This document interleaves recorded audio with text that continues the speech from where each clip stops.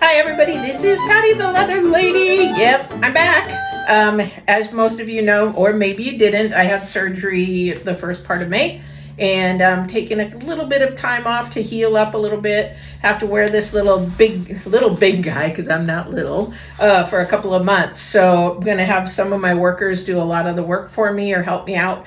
I can't do too much, but I'm here. I am ready to rock and roll. I can't sit in that chair any longer.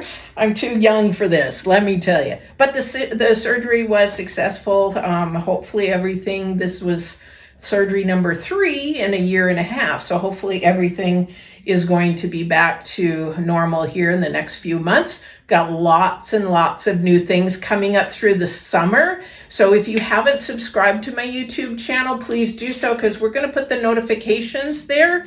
If you haven't sent us your email address, we're going to be doing email blasts to let you know of upcoming DIY in-person and online events. We're going to be doing some festivals and things like that. We have some new products coming out for the equestrian and the wine industry. So make sure that you either subscribe to the channel, send us your email. If you have questions, we love to answer them. We answer all questions.